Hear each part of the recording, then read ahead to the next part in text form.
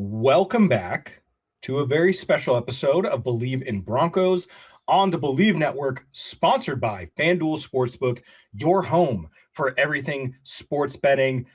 Right now, the Denver Broncos, your Denver Broncos, sit with odds of about plus 2,000 to be the NFL champions, the Super Bowl LXI winner.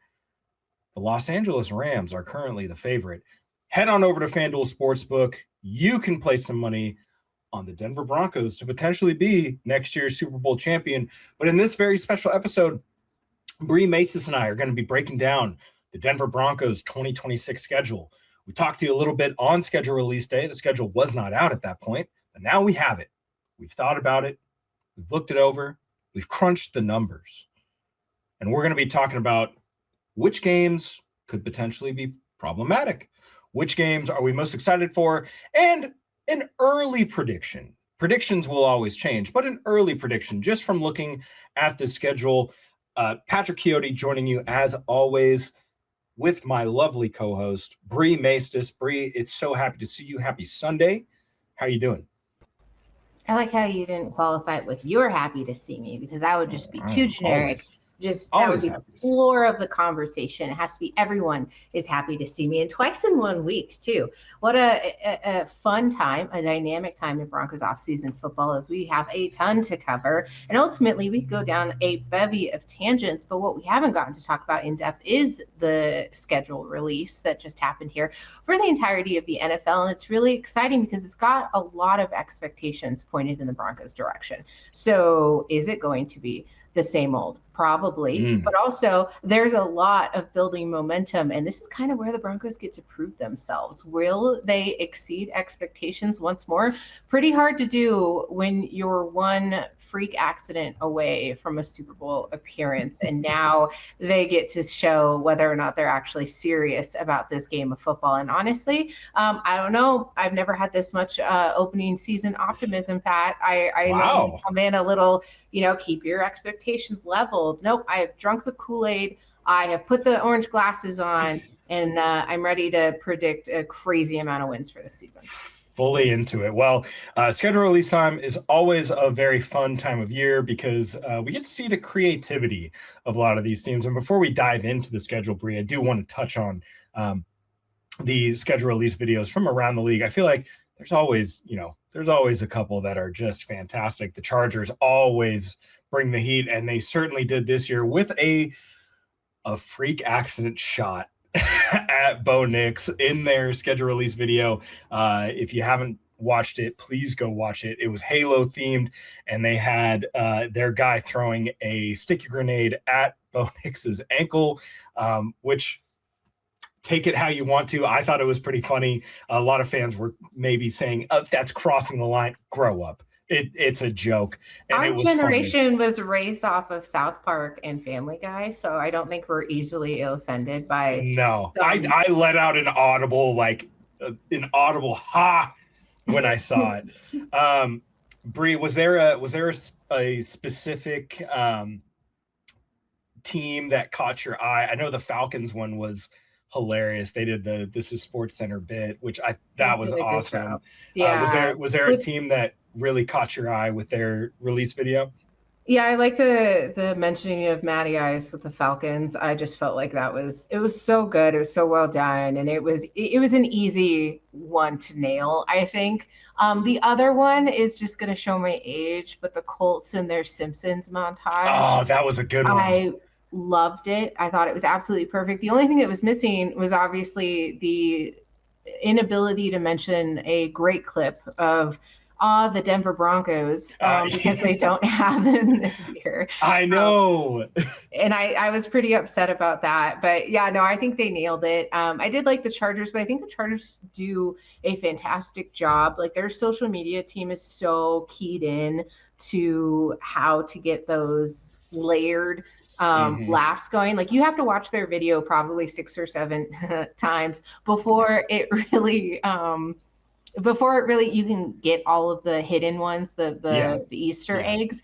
I mean, pushing the line, towing the line. Nothing's off limits. Broncos country is obviously going to be a little bit, too soon about the ankle, but I think as long as Bo Nix is okay and he's trending on coming back, it's obviously a little poor taste, but I'm not really offended by it. No. And then I like how they leave the door open for you to kind of take some things as you will. The Colts, though, absolutely nailed it. I thought that was fantastic. The Colts one was very, very good. I loved the Titans. The Titans release video was fantastic. That's the lookalikes. That was great. Calling the guy with the long hair, Trevor Lawrence, that was hilarious. The Myles Garrett that was so mean. The Broncos release video was I was actually pleasantly surprised. I felt like it was a lot better. They had some good, it was more for Broncos fandom, which I appreciate. A lot of callbacks to old commercials and like inside jokes that really only Broncos fans would know. A lot of these are meant for like the national scene, and people who are chronically online. It was pretty cute. It was a little bit corny, but it was in a I can respect it kind of way. And then you have Rick Lewis coming in with To Catch a Predator, which caught me completely That was so funny. That was so funny. I thought that was hilarious. I thought it was a good one. So funny. Bri, let's get to the Denver Broncos schedule here. And for those who are watching this, you'll be able to see this, but the Denver Broncos will start off their season on Monday Night Football at Kansas City. Bri, this first quarter of the schedule is absolutely rough. You've got Chiefs on the road to start the season on Monday Night Football. Week 2, Jaguars at home, the home opener. And then you've got the Rams in week 3 on Sunday Night Football. And then you're in San Francisco to face the Niners. First quarter of the season, how are you feeling about this? And is there anything that you're keeping your eye on there? The fact that the Broncos have 2 primetime games in the first quarter is kind of a shocking endeavor. And I mentioned it on an earlier program that I am not shocked by the change, right? I think expectations being surpassed by making the AFC Championship game is a trend in the right direction. The league is starting to consider this Broncos team not only a strong competitor in the AFC, but in the West as well. And you'll see that kind of stacked up, opening up Monday Night Football in Arrowhead against most likely a returning Patrick Mahomes and a returning Bo Nix. That's a storyline you can't pass up as the league. And so I wasn't shocked by that necessarily. I'm glad that it's away. I think it's the right move, and it sets up this precedent of where is this Broncos team at in its domination of the AFC, the West, and of this era. Because as we've been kind of predicting and hoping for with the tenure of Sean Payton, now that it seems like him and George are functioning on this well-oiled machine, and then you've got a Bo Nix who has the opportunity to get past what was a little bit of a sophomore slump and then kind of culminated in a way in which was the worst case scenario. The expectations are high, the energy, the emotion behind it is all really going to play out in, I'm going to say, the first 6 weeks are really going to bring a lot out of this team, because you have the Chiefs, you have that night game against the Rams, and then you have defending Super Bowl champs, which would have been the Super Bowl matchup in the Seahawks. And honestly, that is a juggernaut of a schedule. And it's going to say a lot about this team, because we already know that they're slow starters. We know that there's a lot of anticipation going into the season and what it means for Super Bowl windows, because you opened it up really early and now you can't let it expire. So they've been making the moves, and it's all really coming to this quantifiable moment as now is the time. They can't afford to start slow. And ultimately, if they do, it's going to be the momentum that carries them through that kind of middle of the burger territory of the schedule, which I think is kind of riddled with some hiccups that could happen. So ultimately, I think that first quarter looks pretty rocky for the Broncos, just given their nature. And I hope that we're pleasantly surprised. But then, as you can see, you jump into Cardinals, who really have a question mark as what they're going to do with their offense. You get the Chiefs again, which seems like we just saw these guys. We're used to bookending seasons with this matchup, and now it is just full force right off the bat. Friend of the program, Zach Seegers, had casually mentioned that the Panthers could be that one game to look out for there, right in the middle of the season, right before the bye week. There's a little bit of that trepidation of, do they slow down there? Are you going to see them be able to take it up a notch before that bye week? Are they going to maintain their health and the kind of good luck that they showed last season?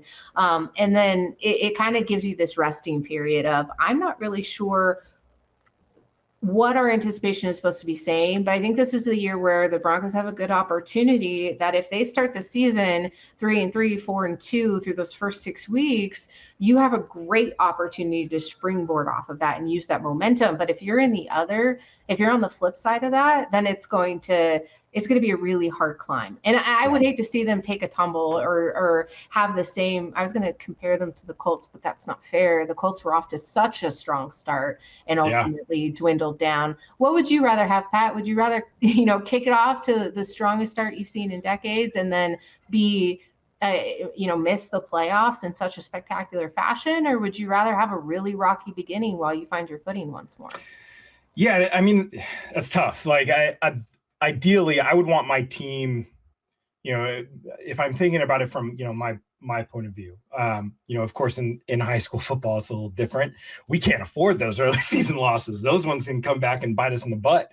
But speaking for the Broncos specifically, I think this is an opportunity where if you're going to lose games, if you're going to have those difficult games, I'd rather you do it in the beginning of the season, especially because if they had different opponents earlier in the season, I would say, I don't really think you want to lose games against those teams.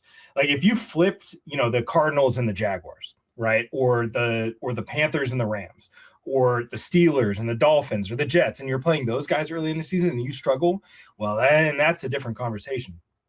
But if you're giving a good fight to the Jags and you drop that game, it's like, okay, we saw this last year, and it's one of those games where you take a lesson from it.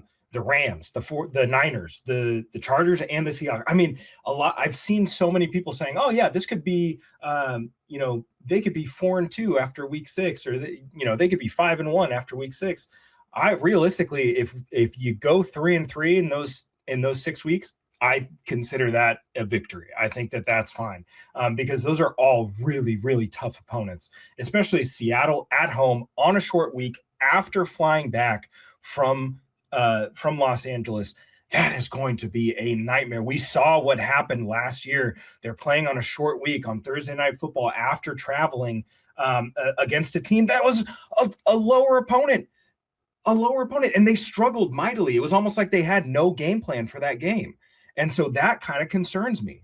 That's going to be tough. How do you overcome that, right? I would have rather have them take those punches early in the season. So then when you get into the meat, you're dominating the Raiders, you're dominating the Steelers in the middle of the season, you're dominating Miami at home. God, we have to play the Jets again. That's fine. But let's dominate that competition. You've got 3 tough games to finish out the year: Bills, Pats, and Chargers. Those are going to be tough games. Don't listen to what anybody else says. They're not going to be cakewalks, especially as you're gunning down for a possible division championship, playoff seeding. That's going to be a huge topic of conversation going into those last 3 games. So you have to be able, if you're going to take those losses, take them in the first 6 weeks and then just turn on the gas. Okay. Keep the momentum going into the end of the season. It has to be that way. You cannot be losing, taking lumps to the Jets in week 14 and saying, "Oh, it's fine." You can't be dropping 2 games to the Raiders and saying, "Oh, it's just, it's fine." No, we can't be doing that. The expectations are way too high. The bar is set much higher than it was last year, regardless of what anybody else says. They have to dominate the weaker competition. They have to. So take your lumps early in the season. I would much rather take that than them starting out fast saying, "Oh, we got this. This isn't a problem." We saw what that did to the Colts last year. You said it perfectly. They fizzled out, and they fizzled out hard. I mean, drop it. Like, people had them going undefeated. It was a legit thing. Like, they were the number one seed until they literally weren't. So I'd take the lumps early in the season, move forward, become the better team. I say in those first 6 weeks, if you're going to lose any games, lose it to the Rams, lose it to the Seahawks, and lose it to the Jaguars. Beat the Chiefs, beat the Chargers, take those divisional games. But I would love to see them go into the positive. I'm not trying to be, Debbie Downer or anything like that. I'm just trying to be realistic in the expectations. So, Bri, after that week 9 game in Carolina, they do have the bye week, and then they've got that stretch: Raiders at home, in Pittsburgh, at home against Miami, and then you're on the road, Jets at the Raiders. You got the Bills at home on Christmas Day. I know you're excited for that. They're going to be in New England and then finish off with the Chargers at home. What are your keys for the Broncos in that second half stretch of the season? Well, prior to the bye week, obviously that Panthers game leading all the way through week 14, week 15, you top it off on there. And that's a stretch where you could get really caught up in the it's okay to take the foot off the gas mentality. And I'm not saying that this team is necessarily known for doing so. You just covered one that kind of fell to those graces last season. And ultimately, I think the key is going to be not overestimating how important it is to win, if not every single one of those games, at least 5 of the last 6. So I think they need to ensure that Pittsburgh game is the one that they hammer home. I'll be interested to see what Aaron Rodgers and a retread Mike McCarthy are able to do as a combination, because I'm ultimately waiting for the scapegoat affair of it's not working and it's probably Mike McCarthy's fault. And so that's what I'm looking forward to. That's middle of the season. That's when decisions start getting made. Who's on the hot seat now? It's classic. And then, like you pointed out, another matchup with the Jets, who I had an absolutely stellar draft that I don't think is going to impact them greatly in year one. But we'll see. I think that's a game that could be, it always is. It always is one of those games that leaves you scratching your head. And so I think finishing strong with those last 3 games and having that really be not in the topic of your conversations at all until it's time for those games to take place is what's going to change and separate this team from the years of the past. And they've done a great job under Sean Payton, the culture there and the identity that they've built up is they are the next game that is in front of them. Everything else can wait until it happens. Yeah, that second half of the schedule is going to be it's going to answer a lot of questions, honestly, because it's not like they're going to be playing. It's not like every game is going to be a cupcake game. They've got a pretty balanced divisional schedule. So you've got 3 divisional games in the first half of the season. You've got 3 in the second half of the season. I feel like it's pretty balanced, but each one of those games, I mean, Chris Harris used to say those games count as 2, and so you're going to have 2 games against the Raiders, and then you're finishing the season with the Chargers, which could be going one of 2 ways. Are we going to see Trey Lance again, or are we going to see Justin Herbert actually finish off the season? But Bills, Patriots in back-to-back weeks, those are going to be tough games. I'm sure Sean Payton wants his get back for the AFC Championship game. And I'm sure that Mike Vrabel is going to be focused and ready to rock. And he's going to have those guys running on all cylinders because they're probably going to be pushing for that playoff seeding as well. So, Bri, before we get out of here, let's do an early prediction. What is your early season prediction? This will probably change. We'll do another one of these after training camp and the preseason and stuff, like right before the regular season. We'll do another prediction, but just based solely off of this schedule coming out, what is your prediction for the Denver Broncos in the 2026 season? If I say best case scenario, they go 3-3 through the first 6 weeks, and then they do exactly what they need to do, I'm going with a safe 10 wins for this team. Just from first glance, I think that that's appropriate. I think the floor is 9. The ceiling's probably 12 in this regular season. But I feel confident putting a stamp on 10. I like that. I'm going with 11. Ultimately, I think they split with I would hope that they don't split with the Chiefs, but I'm thinking it's going to be a split with the Chiefs, split with the Chargers, and then sweep the Raiders. So I'm going to take 11 wins on this season. I think that there's some tough games, like I said, early in the season. There's some potential for trap games. Carolina could be one of those. Pittsburgh could be one of those, since it's on a Friday. It's on Black Friday. Hooray. Why not? When do we get a Tuesday night game? Right.